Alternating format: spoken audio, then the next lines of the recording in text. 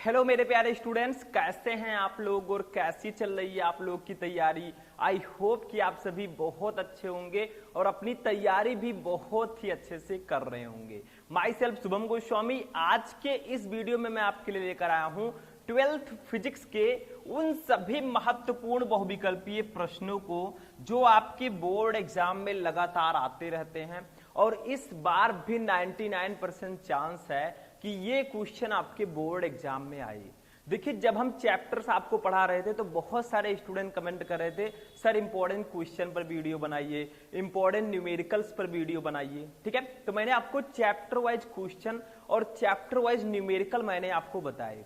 अब हम पढ़ेंगे बहुविकल्पीय प्रश्नों को और सिर्फ इस वीडियो में हम 12th फिजिक्स के चैप्टर 1 और चैप्टर 2 के बहुविकल्पीय प्रश्नों को पढ़ेंगे। ठीक, मतलब दो चैप्टर में जितने महत्वपूर्ण बहुविकल्पीय प्रश्न हैं उन सभी को हम आंसर के साथ पढ़ेंगे। अब देखिए कितने क्वेश्चन है टोटल। आपके दोनों चैप्टर में 20 बहुविकल्पीय प्रश्न है जो बार बार रिपीट होते रहते हैं। यही सब क्वेश्चन आपके बोर्ड एग्जाम में आते हैं। ठीक, तो चैप्टर तो हमने पढ़ लिया। अब खुद को सोचिए कि मैं कितना पढ़ा हूं, कितने अच्छे से चैप्टर पढ़ा हूं। इन 20 में से जो 20 का आंसर जानता होगा, समझ लीजिए उसने ईमानदारी से पढ़ा है। जो 20 में से 15 का आंसर जानता होगा, समझ लीजिए उसने थोड़ी सी लापरवाही की है। ठीक, तो चलिए खुद को आज टेस्ट लेते हैं और 20 बहुविकल्पीय प्रश्नों को हम इस वीडियो में पढ़ते हैं। जैसे जैसे मैं क्वेश्चन पढ़ाता रहूंगा आप लोग उसका आंसर देते रहिएगा। ठीक है, ताकि मुझे लगे कि आप लोगों की तैयारी कैसे हुई है। तो चलिए स्टार्ट करते हैं। सबसे पहला क्वेश्चन हमारे फिजिक्स के बहुविकल्पीय प्रश्नों का है। देखिए बताइए जल्दी से, फर्स्ट क्वेश्चन हमारा क्या है। आवेशों की प्रकृति होती है, यानी कि जो हमारे चार्जेस होते हैं, आवेश होते हैं, इनकी प्रकृति कैसी होती है। अब बहुत सारे स्टूडेंट ऐसे होंगे जो ये क्वेश्चन अभी तक देखे भी नहीं होंगे। ठीक है, देखिए फर्स्ट ऑप्शन आपका है, ये वैद्युत आवेश तथा क्षेत्र चैप्टर का क्वेश्चन है। देखिए फर्स्ट ऑप्शन है योगात्मक, ए वाला ऑप्शन हमारा है योगात्मक, बी है व्यवकलनात्मक, डी है, सी है वितरण और डी है क्रम विनिमय। तो देखिए आवेश की जो प्रकृति होती है वो योगात्मक होती है। ठीक है, जो हमारा चार्ज होता है उसकी योगात्मक प्रकृति होती है। इस क्वेश्चन का आंसर शायद बहुत सारे स्टूडेंट को ना पता रहा हो। ठीक है, ये क्वेश्चन ऐसे आते हैं बोर्ड एग्जाम में आपके। तो आवेश की प्रकृति ना तो व्यवकलनात्मक होती है, ना ही वितरण होती है, ना ही क्रम विनिमय होती है। इसकी प्रकृति योगात्मक होती है। समझ में आ गया। नेक्स्ट क्वेश्चन देखते हैं। एक एक क्वेश्चन का आप लोग जिसको आंसर पता है वो आंसर देते हुए चलेगा। अब ये क्वेश्चन शायद सबको पता हो, कोई भी ऐसा स्टूडेंट नहीं होगा जिसने हमसे पढ़ाई की है और ये क्वेश्चन वो ना जानता हो। इस क्वेश्चन का आंसर कितने लोगों को पता है? कमेंट कर दीजिएगा। जिसको पता है कि कौन सा ऑप्शन सही है वो ऑप्शन का नाम लिखेगा और कमेंट करते हुए चलेगा। ठीक, तभी मैं देख पाऊंगा आपकी तैयारी कैसी हुई है। देखिए किसी आवेश Q में इलेक्ट्रॉनों की संख्या n होती है, यानी कि किसी आवेश Q में इलेक्ट्रॉनों की संख्या n किसके बराबर होती है। ठीक, देखिए फर्स्ट ऑप्शन है ए वाला n = QE, बी है E = QN, सी है N = Q/E। देखिए ये Q/E लिखा है, Q/E। ठीक है, डी है N = E/Q। तो देखिए स्टूडेंट इसका राइट आंसर होगा option number C, N = Q/E। क्योंकि देखिए जब मैं आपको वैद्युत आवेश पढ़ा रहा था तो मैंने एक फॉर्मूला बताया था, Q = Ne होता है। बताया था कि नहीं बताया था? बताया था। अब यहां से n = क्या हो जाएगा? देखिए Q इधर E है, गुणे में इधर जाएगा तो नीचे हो जाएगा। तो यही रिलेशन होता है इलेक्ट्रॉनों की संख्या में और आवेश में। तो सी वाला ऑप्शन आपका बिल्कुल सही होगा। इस क्वेश्चन का आंसर शायद सबको पता रहा हो। ठीक है, अब जिसको नहीं पता है भैया ईमानदारी से पढ़िए। अगर आप टॉपर बनना चाहते हैं, if you want to be a topper, तो आपको अच्छे से पढ़ना होगा ऑनेस्टी के साथ। ठीक है, आप पढ़ेंगे तो अपने लिए पढ़ेंगे, ध्यान रखिएगा। ठीक, चलिए आगे बढ़ते हैं। तीसरा क्वेश्चन, क्वेश्चन नंबर 3 देखिए। यहां पर ये चीज समझने वाली बात है। आप लोग बताइए इस क्वेश्चन का आंसर, बहुत इंपॉर्टेंट है। एनसीईआरटी बेस्ड क्वेश्चंस हैं ये ध्यान रखिएगा। ठीक है, देखिए जब घर्षण से किसी वस्तु को आवेशित किया जाता है तब उस वस्तु का भार, यानी कि जब घर्षण के द्वारा हम किसी वस्तु को आवेशित करते हैं तो उस वस्तु के भार पर क्या प्रभाव पड़ेगा। मैंने बताया था आवेश को ना तो उत्पन्न किया जा सकता है ना ही नष्ट किया जा सकता है, सिर्फ इसको एक वस्तु से दूसरे वस्तु में हम ट्रांसफर कर सकते हैं। बताया था कि नहीं बताया था? तो वही कहा गया है।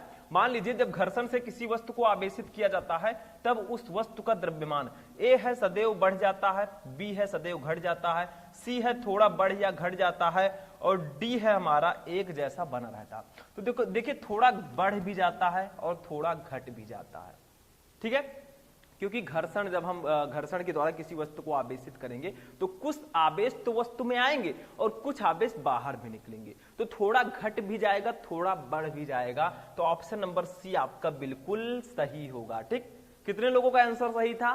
कमेंट करते रहिएगा। देखिए क्या था क्वेश्चन, जब घर्षण से किसी वस्तु को आवेशित किया जाता है तब उस वस्तु का भार जो है वो थोड़ा बढ़ भी जाता है या थोड़ा घट भी जाता है। ठीक है, थोड़ा बढ़ या घट जाता है। ठीक है, समझ में आया? मतलब आवेशित करेंगे तो एक वस्तु से दूसरे वस्तु में आवेश जाएगा घर्षण के द्वारा। ठीक, तो हो सकता है कि उसका आवेश घट जाए या हो सकता है बढ़ जाए। ठीक, दोनों में से कोई भी हो सकता है। तो सी वाला ऑप्शन सही होगा। नेक्स्ट देखिए चौथा क्वेश्चन, देखिए 4 नंबर क्वेश्चन। देखिए किसी कुचालक या विद्युत रोधी माध्यम का परावैद्युतांक जो K है वो कितना हो सकता है। यानी कि किसी कुचालक का जो वैल्यू है, किसी परावैद्युत पदार्थ का जो परावैद्युतांक है वो कितना हो सकता है, मैक्सिमम कितना हो सकता है। ए है -3, बी है 0, सी है 0.7, डी है 6। तो देखिए ये 6 हो सकता है। यानी कि किसी कुचालक विद्युत रोधी माध्यम का जो परावैद्युतांक K है वो 6 तक हो सकता है। ये ध्यान रखिएगा, जितने भी क्वेश्चंस मैं बता रहा हूं सबको नोट करते हुए चलना है। सारे क्वेश्चन इंपॉर्टेंट हैं और कुछ क्वेश्चन मैं आपको पहले भी कवर करा चुका हूं जब मैं चैप्टर वाइज क्वेश्चंस को पढ़ा रहा था। ठीक है, तो उसको नहीं देखा है जाकर देख लीजिएगा, बहुत इंपॉर्टेंट है वो। ठीक, आगे बढ़ते हैं नेक्स्ट क्वेश्चन। अब चलिए नेक्स्ट क्वेश्चन देखते हैं। 5 नंबर क्वेश्चन क्या है हमारा, देखिए बहुत इंपॉर्टेंट क्वेश्चन है और ये तो सबको पता होगा। बताइए विद्युत क्षेत्र की तीव्रता का मात्रक कौन सा होता है? शायद सबको पता हो, ये क्वेश्चन मैं आपको पहले भी बता चुका हूं। ठीक, तो देखिए विद्युत क्षेत्र की तीव्रता ए है न्यूटन प्रति कूलम, बी है जूल प्रति कूलम, सी है वोल्ट मीटर, डी है न्यूटन प्रति मीटर। तो देखिए विद्युत क्षेत्र की तीव्रता को हम ई से प्रदर्शित करते हैं। ई इक्वल टू होता है एफ अपान क्यू नॉट। ठीक, या क्यू। तो देखिए विद्युत क्षेत्र की तीव्रता का मात्रक क्या होगा? एफ क्या है? बल, बल का मात्रक न्यूटन, क्यू है आवेश, आवेश का मात्रक कूलम। तो ये वाला ऑप्शन आपका सही होगा, न्यूटन प्रति कूलम। तो अगर आपको फॉर्मूला पता है आप मात्रक बहुत आसानी से फाइंड आउट कर सकते हैं, ये ध्यान रखिएगा। ठीक है, तो ये सबको पता चल गया, कुछ था नहीं इसमें भैया, ये सिंपल सी क्वेश्चंस हैं। ठीक है, आगे बढ़ते हैं। तैयारी आप अपनी देखिए, टेस्ट लीजिए खुद का कि कितने अच्छे से मैं तैयार हूं बोर्ड एग्जाम के लिए, कितने अच्छे से मैं तैयार हूं बोर्ड एग्जाम को हराने के लिए। ठीक, उस पर विजय पाने के लिए। देखिए 6 से द्विध्रुव आघूर्ण का मात्रक होता है। विद्युत द्विध्रुव आघूर्ण मैंने पढ़ाया था, इसका मात्रक क्या होता है? 4 ऑप्शन है। ए है वोल्ट, बी है जूल, सी है कूलाम मीटर, डी है कूलाम प्रति मीटर, डी है कूलाम मीटर। तो देखिए मैंने बताया था विद्युत द्विध्रुव आघूर्ण को पी से डिनोट करते हैं। पी इक्वल टू होता है क्यू इंटू 2L। तो इसका मात्रक निकालिए। क्यू है आवेश, आवेश का मात्रक कूलाम, यल है दूरी, दूरी का मात्रक मीटर। तो इसका डी वाला ऑप्शन सही होगा। एकदम सिंपल सा है, फॉर्मूले की सहायता से हमने मात्रक निकाल दिया। ठीक, तो इसमें कुछ नहीं है, सिंपल सिंपल से क्वेश्चंस हैं, सिंपली आपको आंसर देना होता है। ठीक, तो डी वाला ऑप्शन बिल्कुल सही होगा। समझ में आ रहा है? नोट करते रहिएगा, बहुत इंपॉर्टेंट है। आगे देखिए, नोट करने की जरूरत नहीं है, जो हमारे स्टूडेंट ध्यान से पढ़ेंगे, फुल माइंडसेट के साथ पढ़ेंगे, उनको ऑटोमेटिक याद हो जाएगा, नोट करने की कोई जरूरत ही नहीं है। ठीक है, देखिए 7वां है अणु जिसका द्विध्रुव आघूर्ण 0 है। इसमें से कौन सा अणु है जिसका द्विध्रुव आघूर्ण 0 होता है? बताइए। ए है H2O, बी है HCl, सी है O2, डी है NH3। तो इसका राइट आंसर होगा ऑप्शन नंबर सी, O2। देखिए जो O2 है इसका विद्युत द्विध्रुव आघूर्ण 0 होता है। ठीक, समझ में आ गया? तो इन चारों में से जो हमारा ऑक्सीजन है, जो O2 है, इसका विद्युत द्विध्रुव आघूर्ण, इलेक्ट्रिक डायपोल मोमेंट 0 होगा। ठीक है, चलिए आगे बढ़ते हैं। नेक्स्ट 8 नंबर देखिए स्टूडेंट, बहुत इंपॉर्टेंट है। देखिए विद्युत क्षेत्र ई में पी आघूर्ण वाले द्विध्रुव पर लगने वाला बल क्या होगा?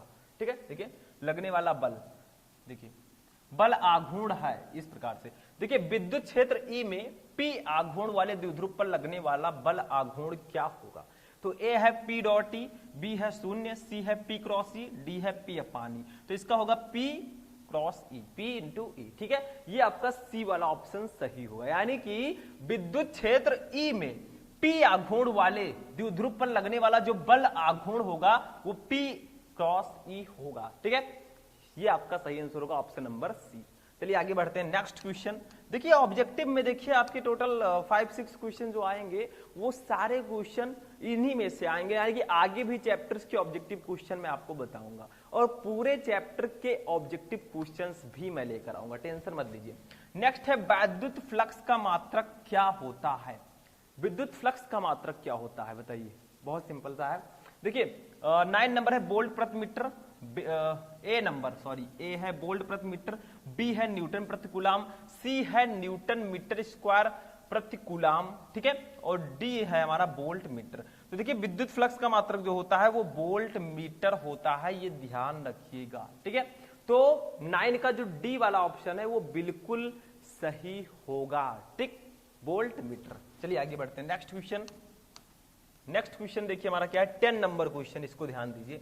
धातु के आवेशित गोले के पृष्ठ से गोले के केंद्र की ओर जाने पर विद्युत क्षेत्र, यानी कि मान लीजिए धातु का आवेशित गोला है तो इसके पृष्ठ से, मान लीजिए धातु का गोला है, ठीक है, इसके पृष्ठ से अगर हम इसके केंद्र की ओर जाएं, इस सेंटर की ओर जाएं, तो विद्युत क्षेत्र पर क्या प्रभाव पड़ेगा, ये आपसे पूछा जा रहा है। ठीक है, तो ए है बढ़ता है, बी है घटता है, सी है सर्वत्र शून्य रहता है और डी है उतना ही रहता है जितना पृष्ठ पर है। तो इसका राइट आंसर होगा ऑप्शन नंबर सी, सर्वत्र शून्य रहता है। अगर हम धातु के आवेशित गोले के पृष्ठ से गोले के केंद्र की ओर, इस पृष्ठ से हम इस केंद्र की ओर ऐसे जाएंगे तो जो विद्युत क्षेत्र का मान है वो हमेशा 0 ही रहता है, ये ध्यान रखिएगा। ठीक, बहुत इंपॉर्टेंट क्वेश्चन है। चलिए आगे बढ़ते हैं नेक्स्ट क्वेश्चन। 11 नंबर क्वेश्चन देखिए, विद्युत विभव का मात्रक है। अब ये तो सबको पता होगा, विद्युत विभव का मात्रक क्या होता है, what is the unit of electric potential. ठीक, तो देखिए ए है जूल प्रति कूलाम, बी है जूल इंटू कूलाम, सी है कूलाम प्रति जूल, डी है न्यूटन प्रति कूलाम। तो देखिए विद्युत विभव को हम वी से डिनोट करते हैं, वी इक्वल टू होता है डब्ल्यू अपान क्यू। ठीक, तो डब्ल्यू क्या है, कार्य है, कार्य का मात्रक जूल, क्यू है आवेश, आवेश का मात्रक कूलाम। तो ए वाला ऑप्शन आपका सही होगा, जूल प्रति कूलाम। ठीक है, ये विद्युत विभव का मात्रक होता है। फॉर्मूला पता है तो मात्रक बहुत आसानी से आप लोग फाइंड आउट कर सकते हैं। समझ में आ रहा है, सिंपल सा है भाई, बहुत इंपॉर्टेंट है। ठीक है, नेक्स्ट देखते हैं 12 नंबर। 12 नंबर देखिए, निम्न में से कौन विद्युत विभव का मात्रक नहीं है। अब दूसरे चैप्टर पर हम आ चुके हैं, इससे पहले वाला जो क्वेश्चन था वो दूसरे चैप्टर से है, यानी कि 10 क्वेश्चन हमने फर्स्ट चैप्टर के देखे, 10 क्वेश्चन हम सेकेंड चैप्टर के देखेंगे। ठीक है, तो निम्न में से कौन विद्युत विभव का मात्रक नहीं है। तो देखिए ए है वोल्ट, वोल्ट तो होता है ये जानते हैं, बी है जूल प्रति कूलाम, ये भी होता है, सी है न्यूटन प्रति कूलाम, यही नहीं है। क्यों? क्योंकि न्यूटन प्रति कूलाम तो विद्युत क्षेत्र की तीव्रता का मात्रक है, E equal to F upon Q nought. तो देखिए विद्युत क्षेत्र की तीव्रता का मात्रक न्यूटन प्रति कूलाम होता है, तो ये विभव का मात्रक नहीं हो सकता। तो अगर इस प्रकार से क्वेश्चन आएगा तो आप ऐसे इसका आंसर लिखेंगे, बहुत सिंपल सा है। ठीक है, तो इनमें से जो न्यूटन प्रति कूलाम है ये विद्युत क्षेत्र की तीव्रता का मात्रक है, ये विभव का मात्रक नहीं है। ठीक है, चलिए आगे बढ़ते हैं नेक्स्ट क्वेश्चन 13 नंबर देखिए, समविभव पृष्ठ में से निर्गत जो विद्युत फ्लक्स होती है वो किस प्रकार होती है। ए है पृष्ठ के लंबवत होती है। देखिए ये आपका एक समविभव पृष्ठ है, ठीक है, इसमें ये आपका सेंटर है, इसमें से जो विद्युत फ्लक्स होगी, ए है पृष्ठ के लंबवत होता है, बी है पृष्ठ के समांतर होता है, सी है सर्वत्र शून्य होता है, डी है पृष्ठ को 45 डिग्री के कोण पर होता है। तो इसका राइट आंसर तो होगा ऑप्शन नंबर ए। ठीक है, पृष्ठ के लंबवत होता है। क्यों? क्योंकि देखिए इसमें जो विद्युत बल रेखाएं होती हैं समविभव पृष्ठ के में, वो हमेशा पृष्ठ के लंबवत ऐसे होती हैं। ये मैंने आपको समझाया था, कितनी बार समझाऊंगा मैं, ठीक, एक बार में समझ जाए तो अच्छा होगा। ऐसे जो विद्युत बल रेखाएं, इनसे जो विद्युत फ्लक्स होती हैं वो पृष्ठ के लंबवत होती हैं। ठीक है, जो निर्गत फ्लक्स होता है वो पृष्ठ के लंबवत होता है। बस हो गया। ठीक, आगे बढ़ते हैं नेक्स्ट क्वेश्चन 15 नंबर देखिए, एक इलेक्ट्रॉन को दूसरे इलेक्ट्रॉन के अधिक समीप लाने पर निकाय की विद्युत स्थितिज ऊर्जा पर क्या प्रभाव पड़ेगा। मान लीजिए एक इलेक्ट्रॉन है, ये एक इलेक्ट्रॉन है, इनके बीच का डिस्टेंस थोड़ा ज्यादा है। अब इन दोनों इलेक्ट्रॉनों को हम थोड़ा थोड़ा समीप ले आए यहां पर, तो इनके बीच जो स्थितिज ऊर्जा U है उस पर क्या प्रभाव पड़ेगा, क्या इफेक्ट पड़ेगा। तो A है घटती है, B है बढ़ती है, C है उतनी ही रहती है और D है शून्य हो जाती है। तो इसका राइट आंसर होगा ऑप्शन नंबर B बढ़ती है। अगर एक इलेक्ट्रॉन को दूसरे इलेक्ट्रॉन के अधिक समीप लाएंगे तो विद्युत स्थितिज ऊर्जा जो है वो बढ़ेगी, ये ध्यान रखिएगा। ठीक, समझ में आ गया। अब हम देखेंगे नेक्स्ट क्वेश्चन, इसको आप लोग नोट कर लीजिए। अब देखिए स्टूडेंट, हमारा जो नेक्स्ट क्वेश्चन है क्वेश्चन नंबर 16। देखिए, निम्नलिखित में से कौन सा धारिता का मात्रक है, यानी कि इसमें से कौन सा धारिता का मात्रक है। अब बहुत सारे स्टूडेंट कहेंगे सर इसमें तो कोई भी नहीं है, ना तो कूलाम है, ये आवेश का मात्रक है, एम्पियर धारा का मात्रक है, सी वोल्ट का मात्रक है। देखिए यहाँ पर कूलाम प्रति वोल्ट लिखा हुआ है, ध्यान दीजिएगा, कूलाम प्रति वोल्ट है। ठीक है, तो बताइए धारिता का मात्रक क्या हो जाएगा। ये डी वाला ऑप्शन ही सही होगा, कूलाम प्रति वोल्ट। थोड़ा सा मिसप्रिंट था, ठीक है, मतलब यहां पर कूलाम प्रति वोल्ट होना चाहिए, तो यहां पर कूलाम वोल्टा था, ठीक है, तो वो तो गलत है। तो यहां पर कूलाम प्रति वोल्ट इसका सही आंसर होगा। अगर यहां पर फैरड होता तो उसका मात्रक फैरड भी होता है, ठीक है, ये ध्यान रखिएगा।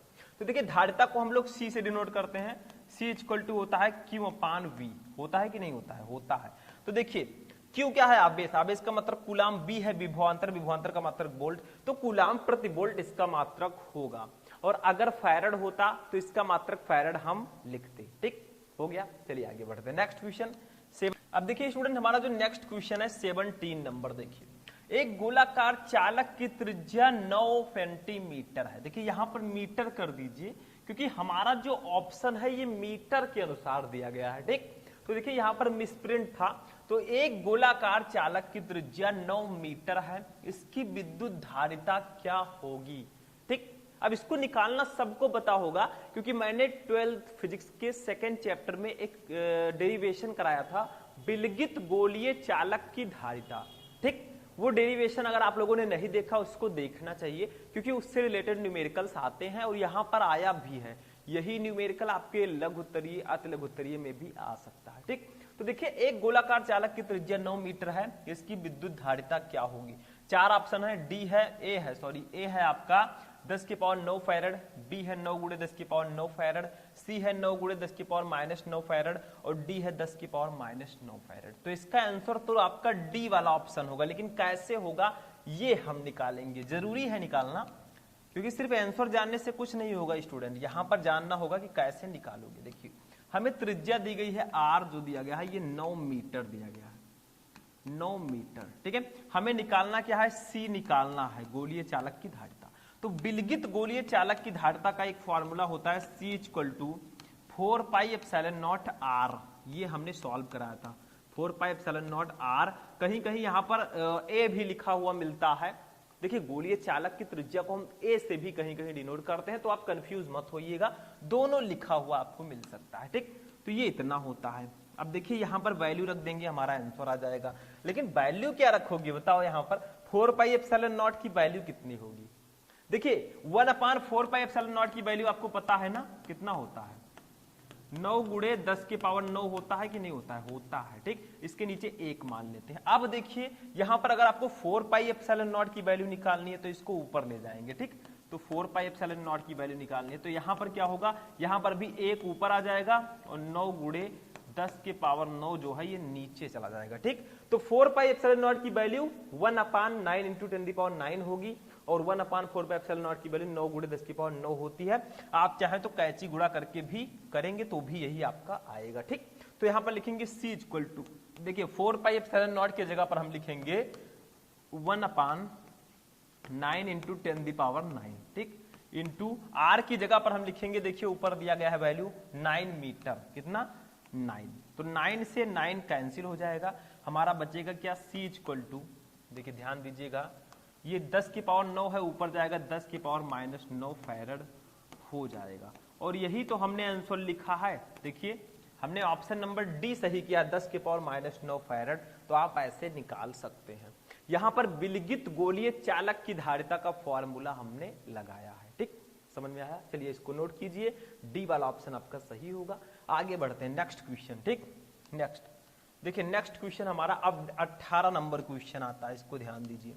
देखिए, एक आवेशित संधारित्र की दोनों प्लेटों को एक तार से जोड़ दिया जाए तो क्या होगा। मतलब आवेशित संधारित्र की जो दोनों प्लेटें होती हैं, इनको एक तार से हम जोड़ दें तो क्या होगा। बॉम्ब ब्लास्ट थोड़ी ना होगा। देखिए क्या होगा, ए है विभव अनंत हो जाएगा, बी है आवेश अनंत हो जाएगा, सी है संधारित्र निरावेशित हो जाएगा, डी है आवेश पूर्ण मान का 2 गुना हो जाएगा। तो यहां पर संधारित्र ही निरावेशित हो जाएगा। ठीक है, संधारित्र जो हमारा है यही निरावेशित हो जाएगा। तो सी वाला ऑप्शन सही होगा, क्योंकि जब इनको एक ही तार के द्वारा जोड़ देंगे तो संधारित्र हमारा निरावेशित हो जाएगा। ठीक, सी वाला ऑप्शन सही होगा। नेक्स्ट क्वेश्चन देखते हैं। अब देखिए स्टूडेंट, हमारा जो नेक्स्ट क्वेश्चन है 19 नंबर, ये भी एक न्यूमेरिकल टाइप का है और यहां पर आपको अपने दिमाग का इस्तेमाल करना है। ठीक है, दिमाग तो सबके पास है, उसका इस्तेमाल करें। यहां पर देखिए लिखा है कम से कम 2 माइक्रोफैरड। ठीक है, कम से कम 2 माइक्रोफैरड धारिता वाले कितने संधारित्र 5 माइक्रोफैरड धारिता देंगे। मतलब कहा जा रहा है कि 2 माइक्रोफैरड के कितने संधारित्र हम यूज करें ताकि हमारी तुल्य धारिता 5 माइक्रोफैरड आ जाए। तो यहां पर दिमाग लगाइए और दीजिए ऑप्शन का आंसर। ए है 3, बी है 4, सी है 5, डी है 7। तो देखिए टोटल 4 हम संधारित्र, 2 माइक्रोफैरड के 4 संधारित्र इकट्ठा कर ले तो तुल्य धारिता हमें 5 माइक्रोफैरड मिल जाएगी। लेकिन कैसे मिलेगी, हमने 4 संधारित्र तो ले लिया भैया, अब इनको जोड़े कैसे। देखिए 2 को आप श्रेणी क्रम में जोड़ दीजिए, 2 को आप समांतर क्रम में जोड़ दीजिए, फिर जो दोनों की वैल्यू आएगी उसको जब आप जोड़ेंगे तो टोटल 5 माइक्रोफैरड यहां पर आएगा। ठीक, तो देखिए कैसे, जैसे देखिए मान लीजिए C1 हमारा 4, हमने 4 लिया है तो C1, C2, C3 और C4 हम 4 संधारित्र लिख देते हैं। ठीक है, ध्यान दीजिए 4 संधारित्र हम लेते हैं, सबकी वैल्यू 2 है, 2 microfarad, 2 microfarad, 2 microfarad and 2 microfarad. ठीक है, तो देखिए लिखेंगे, पहले हम 2 को श्रेणी क्रम में जोड़ेंगे, इसको श्रेणी क्रम में जोड़ दीजिए, फिर इन दोनों को समांतर क्रम में जोड़ दीजिए, फिर दोनों को जोड़ देंगे, आ जाएगा। ठीक, तो देखिए C1 तथा C2, C1 तथा C2 को श्रेणी क्रम में जोड़ने पर, को श्रेणी क्रम में जोड़ने पर, ठीक है, तो इसको श्रेणी क्रम में आप जोड़ दीजिए तो हमारा ये फॉर्मूला हो जाएगा, क्या हो जाएगा, देखिए 1/C इक्वल टू, श्रेणी क्रम में फॉर्मूला क्या होता है धारिता का, 1/C equal to 1/C1 plus 1/C2। ठीक, ये हमारा होता है, इसको जोड़ देंगे तो हमारा आ जाएगा, देखिए 1/C1 की वैल्यू 2 है और C2 की वैल्यू भी 2 है, दोनों को करेंगे तो 2/2 हो जाएगा, क्योंकि हर बराबर है तो अंश बराबर होंगे, इसको कट करेंगे तो 1 आएगा। ठीक, तो यहां पर हमारा 1/C इक्वल टू आ गया 1, तो C इक्वल टू भी हमारा 1 माइक्रोफैरड आएगा। ठीक, हमने 2 को श्रेणी क्रम में जोड़ा तो 1 माइक्रोफैरड आया। अब C3 और C4 को हम समांतर क्रम में जोड़ते हैं। ठीक है, तो इधर लिखेंगे C3 तथा C4 समांतर क्रम में हैं। ठीक है, समांतर क्रम में है, तो समांतर में कैसे जोड़ते हैं, देखिए इसको मान लेते हैं C डैश, तो C डैश इक्वल टू, क्योंकि C हम ऑलरेडी मान चुके हैं तो C3 और C4 कर देंगे, C3 प्लस C4, क्योंकि समांतर क्रम में जो फॉर्मूला होता है वो होता है C equal to C1 plus C2। ठीक, मतलब 1/, के पदों में आपको नहीं लिखना, तो इसको जोड़ देंगे तो C डैश इक्वल टू हमारा हो जाएगा, देखिए C3 की वैल्यू है 2, C4 की वैल्यू भी है 2, तो C डैश की वैल्यू आ जाएगी कितनी, 4 माइक्रोफैरड। अब दोनों को जोड़िए, कितना हुआ, देखिए यहां पर आपका जब श्रेणी क्रम में जोड़ा तो 1 माइक्रोफैरड आया, यहां पर जब हमने निकाला समांतर क्रम में तो 4 माइक्रोफैरड आया, तो 4 और 1 कितना हो जाएगा, 5 माइक्रोफैरड। ठीक है, तो इतना समझ में आया, आप चाहें तो ऐसे लिख सकते हैं। ठीक है, तो ये आपका हो जाएगा 4 और 1 5 माइक्रोफैरड। ठीक, बस हो गया, समझ में आ गया। तो कैसे आप लोग कह सकते हैं कि अगर कम से कम 2 माइक्रोफैरड धारिता वाले 4 संधारित्र को हम पांच वो 4 संधारित्र जो है वो 5 माइक्रोफैरड धारिता हमें देंगे। कैसे देंगे? 2 को श्रेणी क्रम में जोड़िए, 2 को समांतर क्रम में जोड़िए, बस हमारा आ जाएगा। ठीक, आगे बढ़ते हैं, लास्ट क्वेश्चन देखते हैं। देखिए ये क्वेश्चन लास्ट है। ठीक, 3 माइक्रोफैरड धारिता के 3 संधारित्र को श्रेणी क्रम में जोड़ने पर तुल्य धारिता कितनी होगी? तो सिंपल सा है, देखिए 1/c इक्वल टू 3 संधारित्र है, तीनों की धारिता 3 माइक्रोफैरड है, तो 1/c1 plus 1/c2 plus 1/c3। ठीक है, ऐसे जोड़ देंगे तो 1/c इक्वल टू हमारा आ जाएगा। देखिए ध्यान दीजिएगा, 1/c1 की वैल्यू 3 है, C2 की वैल्यू भी 3 है, C3 की वैल्यू भी 3 है, तो यहाँ पर 1/c इक्वल टू हमारा आ जाएगा। हर बराबर है तो यहाँ पर हमारा ये होगा 3/3। ठीक है, इसको कट करेंगे तो हमारा C इक्वल टू जो फाइनली आएगा वो आएगा 1 माइक्रोफैरड। तो इसमें कुछ है ही नहीं, तो आपका ऑप्शन नंबर फर्स्ट राइट होगा, 1 माइक्रोफैरड। ठीक, ए वाला ऑप्शन आपका सही होगा। ठीक, तो ये आप इस प्रकार से निकाल सकते हैं अगर आपको श्रेणी क्रम में संधारित्र की धारिता का फॉर्मूला पता है तो। ठीक, तो आज का ये इंटरेस्टिंग क्लास यहीं पर फिनिश होता है।